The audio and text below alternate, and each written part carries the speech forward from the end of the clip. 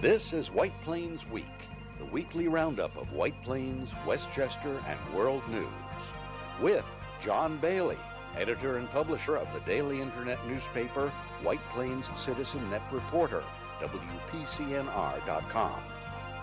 Jim Benneroff, editor and publisher of SuburbanStreet.com and WhitePlains.com. And me, Peter Katz, formerly with NBC, ABC News, and stations from Boston to Los Angeles. White Plains Week, what's happening? Who are the newsmakers? What's in store for the future? The views and opinions expressed on this program are solely those of the participants. White Plains Week is presented on Optimum Cable Channel 76, Verizon Fios Channel 45, and on the internet at whiteplainsweek.com, youtube.com, and wpcommunitymedia.org. Now, White Plains Week. Good evening. This is John Bailey, and this is White Plains Week, the City News Roundup show, bringing White Plains, Westchester, and the world together for 16 years. There. And we continue to do so today. And good evening, too, to all you tweet masters out there. We know who you are. You didn't say good evening to me, Peter Katz, did you? I was just about to do that. This is, of course, Peter Katz, the well-known broadcaster for the last 50 years in broadcasting, is it? Please, not so loud. That's right. Keep that up and you'll be hearing from my agent. Absolutely. And Jim Benneroff is on assignment. I think he's headed to Washington, isn't he? I don't know. No. I mean, there are still some cabinet positions left. Well, are there not? I think there are about 3,900 jobs left to fill. Right. Anyway, let's go right away to the headlines for the week of December 23rd, 2016.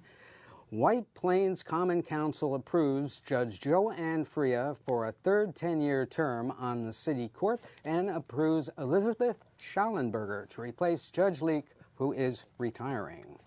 White Plains Week will visit the new site of Wegmans Supermarket at 106 110 Corporate Drive, way out there on the east side of the city.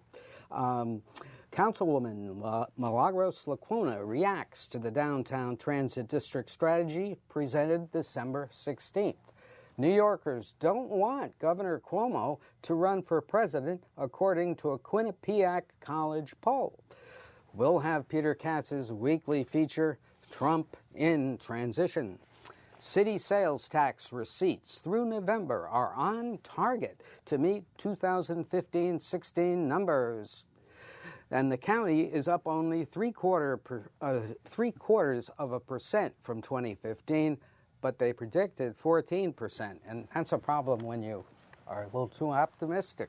Well, they've got 13.25% to look for somewhere. Yes. Contributions from taxpayers accepted. Thompson and Bender, the go-to public relations agency, celebrates its 30th year in public relations. White Plains City Center movie theater gets its Mamaroneck Avenue entrance.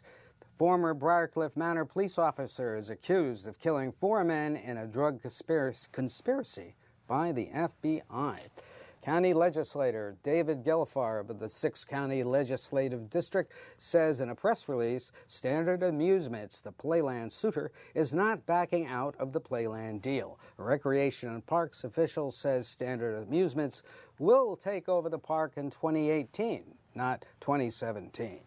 And now we go to the White Plains Week Rollo Newsreel March of Time for December 23rd. We started off the week with a surprise snowfall.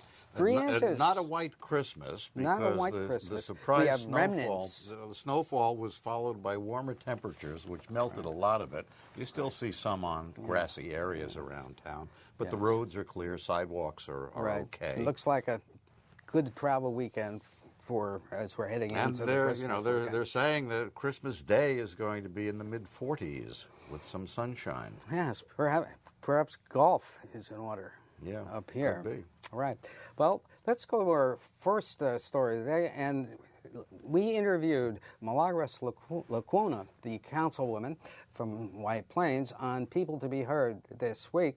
Now, And People to Be Heard is a program which you can see on these same stations on cable, and you can also view it on the internet anytime you want. You could go to YouTube and find it there. You can go to whiteplainsweek.com and find it there, or you can go to wpcommunitymedia.org. Right. The internet is a wonderful thing for your... it really turns setting your everybody own- into a porter. It Well, really you does. just set your own viewing schedule. Yes, know? you can. And Ms. Lecuona made these pithy comments about her reactions to the Downtown transit district planning business. Yes. There was a presentation of what was supposed to be their final concept of what they would like to see Their strategy. happen at the train station and in the area surrounding the train station. I'm sure that there are many good things that is going to be coming out of the strategic plan. But since I was also part of following the process, even in 2007, when Mr. Capelli and others were interested in developing the site, the train station, I am a little bit disappointed in the amount of new ideas that came out of 1 year, $1 million study. The question is, what we didn't do that we could have done with that $1 million and one entire year working around it. I would have preferred right now, with this amount of money and this amount of time and this amount of human resources, because there was quite a participation from what I understand through emails and everything, to have really addressed the challenges and therefore opportunities that we have in that area, especially with Battle Hill neighborhood, with the whole county center, all Tarrytown Road. All that space there is so dysfunctional, and it becomes this very, very important entrance to the city of White Plains. Yeah. That if you look at the drawings, if you look at the maps that we are provided, this plan ends at the tracks where the train station is. Absolutely. And it's like almost saying Battle Hill doesn't exist, Tarrytown Road doesn't exist. Yeah, they get some pedestrian walkways and some bike passages. Right. That we can build so much, floor-air ratio in that entire area. I'm a little bit concerned about certain words that I keep hearing now with the new commissioner. And I do understand that... You're talking about the planning commissioner, Christopher Gomez. Right. I know that he's comes with new ideas. It's a new way of thinking as a planner. She was particularly concerned about the FAR rules that they want to change. Well, they're talking about how much area you can build upon in one project. And what Christopher Gomez showed was a rather remarkable bar chart, which indicated that with existing zoning, without changing the zoning that's there right now, developers could build approximately twice what we see. And in terms of revenue, it could generate approximately twice of what it does now in terms of tax revenue.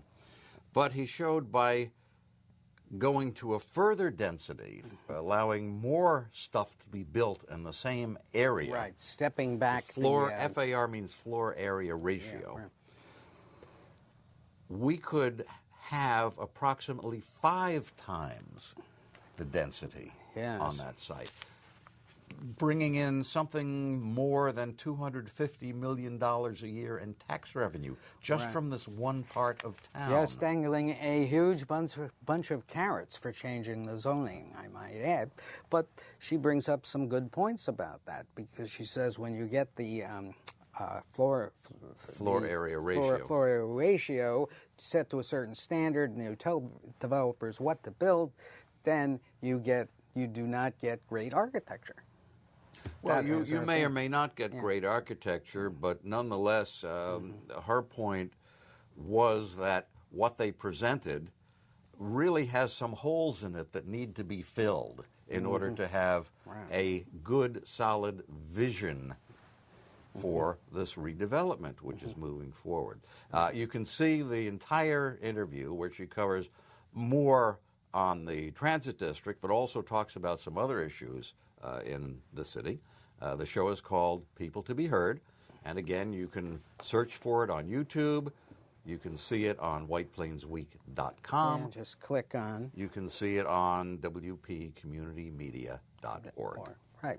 And we took a look at the new Wegmans site. If we could have Now, the next slide. we need to make it clear that this is actually in Harrison, but it's right next to White Plains. And White Plains has already changed the allowable Harrison zoning. No, I'm talking about okay. White Plains, what they have done along Westchester Avenue, where old, underutilized corporate parks can now add things, add a variety of things. They're no longer restricted to just office space. So White Plains has set the stage for possibly this type of thing creeping into White Plains. In Harrison, they have approved apartments for this for underutilized corporate parks. Now they have approved, or they're about to approve, a Wegmans supermarket coming in, about 125,000 square feet. It will feature other things besides shelves with groceries to try to make it into sort of a destination spot. So you can do more there than just shop for your food and household needs. The Planning Board in Harrison has declared itself lead agency on this. They do not see terrible environmental impacts as a result of this. And the approval process really begins in earnest come January for Wegmans. Wegmans is a very, very large chain of grocery stores. Yeah. Now, the only thing I wonder about is those sites are located way in off the Westchester Avenue, way in. I mean, it's not just pulling into a you know, John, that mall. you could almost say that is the trend to have very, very great setbacks for your properties such as this. We see that on a very small scale here in White Plains at Bloomingdale's, where the store basically is not visible from the road, and yet yes, but it has a big name. You have a small entranceway. Here there is a very long driveway to get to this corporate park. Yes, but nonetheless, you would think that any neighbors, there are no real immediate neighbors that I can see on this side. Serve that area all along Westchester Avenue. But you would think, you know, that any neighbors would be pleased to have a very large setback and not to have, you know, a what would be a fairly busy supermarket and I think visible. They're building some sort of housing there too. Well, the housing is just down from this project. Right. Well, we shall see how long this takes to get underway. In fact, Peter, you have some news involving Mr. Cuomo. Well, you know, John, as we reported earlier here in White Plains, there has been discussion and the beginning of planning for a new Metro North train station, a redevelopment of part of the downtown that's being called the Transit District. And if no one can tell you for sure just when real construction might start and when the project might be finished, don't be too surprised. These things do not happen overnight. For example, there is Manhattan's new 2nd Avenue subway line. A segment of the $4.2 billion project just might open in time for New Year's Day. The project actually was envisioned, and get this, a century ago. Now, they may be able to open 3 stations, 72nd Street, 86th Street, and 96th Street, within a few days from the time we're recording this program.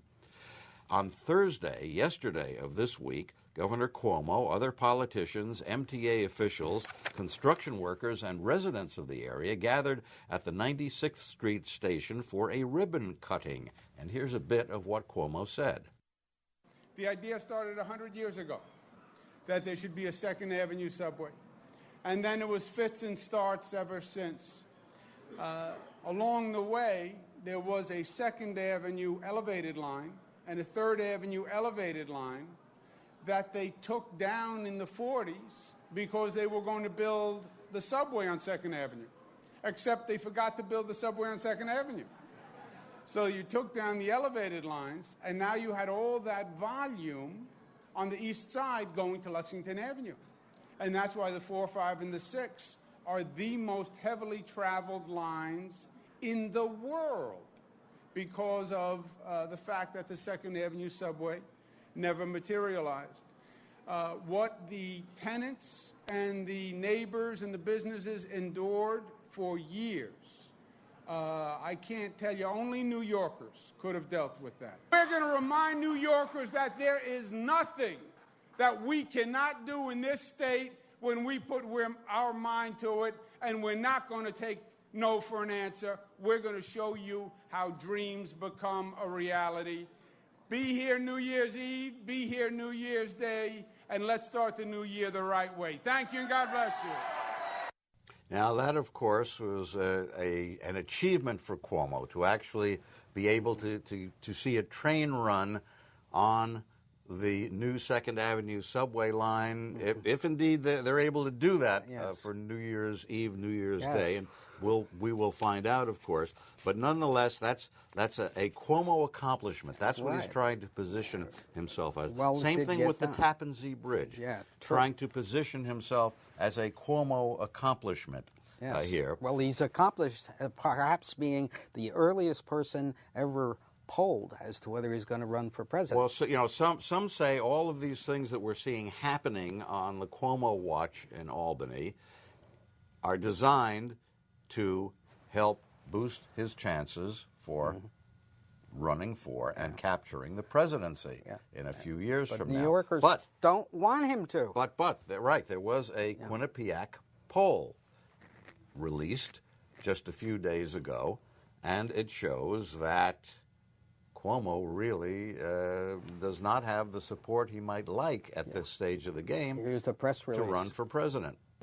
Now, the other thing about the poll was, Peter, the New Yorkers want him to speak out for New York interests with Trump, but they don't want him to run for president in 2020. Right. Yes, which is an intriguing thing, that we want you right here. Don't go. Don't go. Please stay.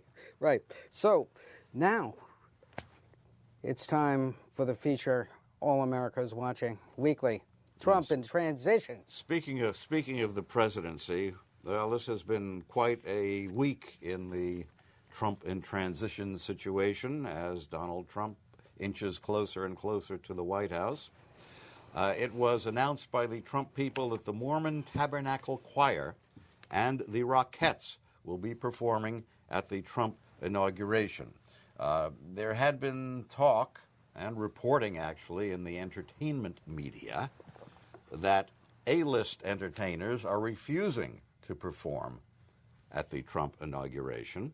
Mark Ross, who is the son of Steve Ross, who used to run Time Warner, you've heard of Time Warner, says that he is trying to put together a concert to take place in Miami opposite the Trump inauguration, which would be televised to give people an opportunity to have something other to watch on television than the Trump inauguration.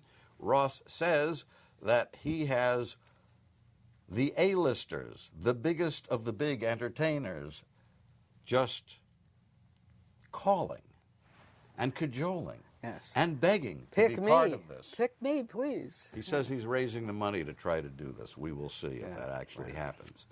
Donald Trump has appointed Republican National Committee Communications Director Sean Spicer to serve as White House press secretary.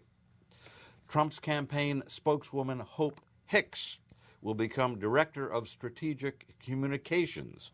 Jason Miller, also that would be a switch, having something strategic come out of the Trump administration. Jason Miller, also a top spokesperson on Trump's presidential campaign, will be Director of Communications at the Trump White House.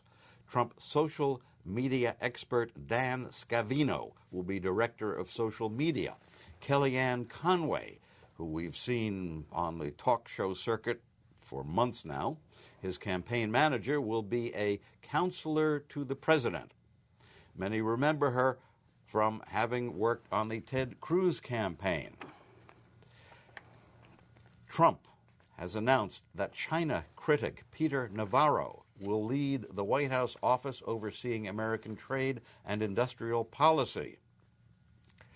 Trump said billionaire investor Carl Icahn will serve as special advisor on regulatory issues. Now, Carl Icahn would benefit if regulatory issues were deep-sixed under the Trump administration. Yes, all these great humanitarians. Navarro is a professor at the University of California in Irvine, California. He holds a doctorate from Harvard, but he has written a documentary film which was released in 2012 called Death by China, which was famous for having an animation showing a Chinese knife stabbing a map of the United States and then blood running out of the map. Boy, that's really talent. He has charged that China is waging an economic war against the United States. Eric Walker, a spokesman for the Democratic National Committee, says regarding the Icahn appointment, quote, "The corrupt nature of this arrangement cannot be understated. Voters who wanted Trump to drain the swamp just got another face full of mud," end quote. Vincent Viola has been selected as Trump's nominee for Secretary of the Army. He's a former U.S. Army infantry officer. He is a West Point graduate.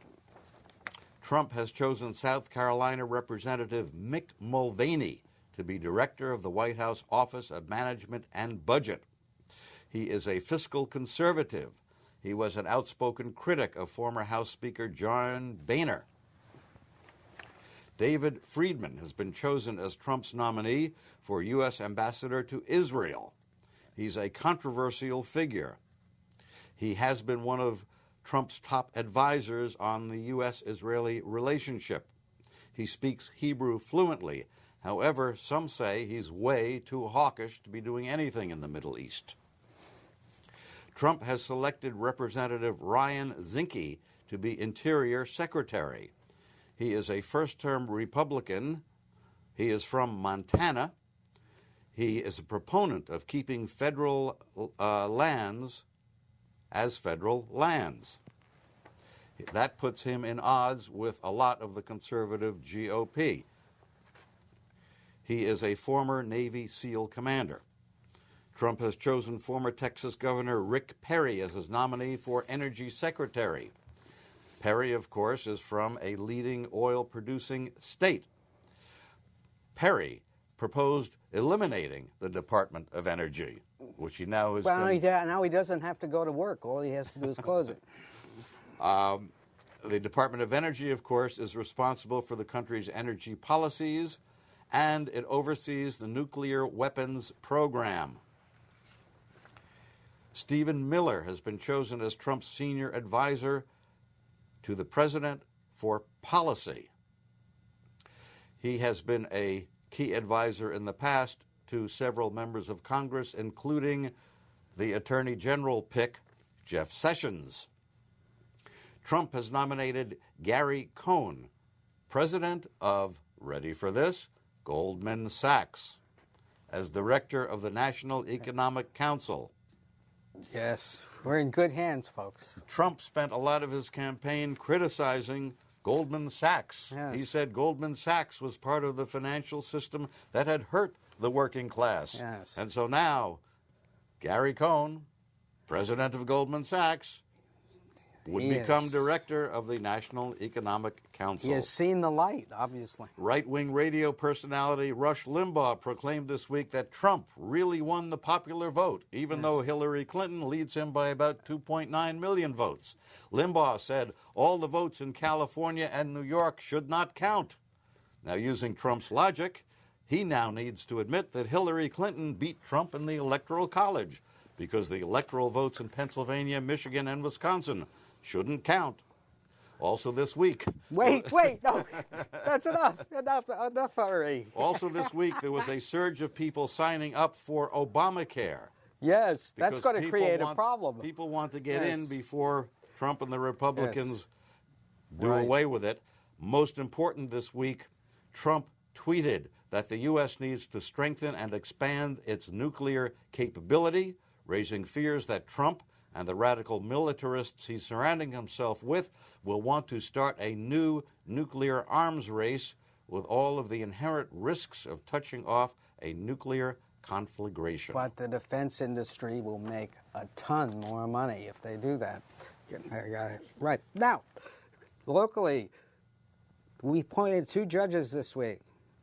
Could we have that slide? Judge Joanne Freya and reappointed for another 10-year term. Third term. That's the city court there. And Elizabeth Schallenberger, who is right now the head of the Democratic Party and also Democratic a lawyer. City Committee here in White Plains. Right. And she will probably have to resign that position. I would think she would have to resign that. The question is who would replace her, and what does that do for control of the Democratic City Committee? Well, I don't think Tom Roach will be very careful about appointing somebody extremely loyal to him and his wishes. Well, you would expect that, guess. actually. Yes. But it would be said that it's really not up to Roach, that it's a matter for the Democratic Party district leaders to decide yes, among who are themselves. always very independent. Exactly. We will see. Right. We'll follow that. Sales tax looking good, folks. We are on the money compared to 2015, 2016, and we may set an all-time record if we have a really bang-o December. And the county, though, not doing quite as well. They're up only 3 and about 0.75%, and that still puts them 13% behind what they had budgeted for 2016. Now, I did notice this week that activity downtown, sales activity in the stores, seemed to be picking up somewhat from what it had been. Well, we're all late, we guys, so we're going out to shop now. Thompson and Bender celebrated their 30th anniversary. They are a public relations firm, right? marketing agency. One of the nicest people you want to work with. They and represent they know what they're doing. many institutions and businesses here in Westchester. Next slide.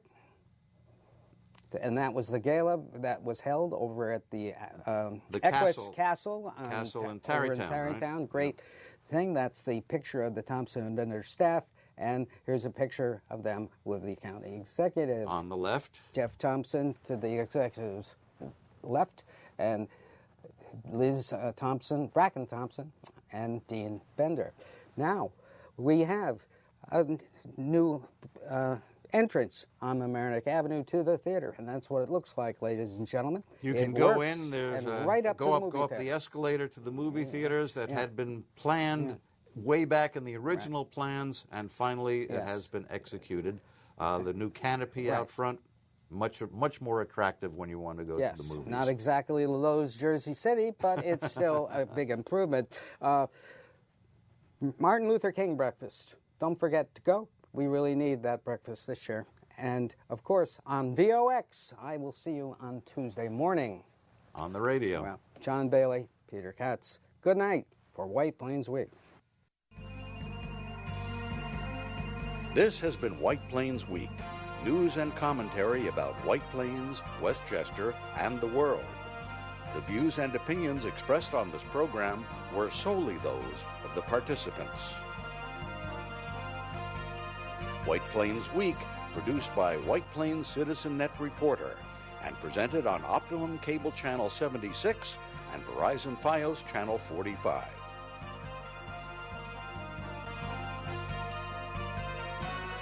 You may view White Plains Week anytime on the internet at whiteplainsweek.com, youtube.com, and wpcommunitymedia.org.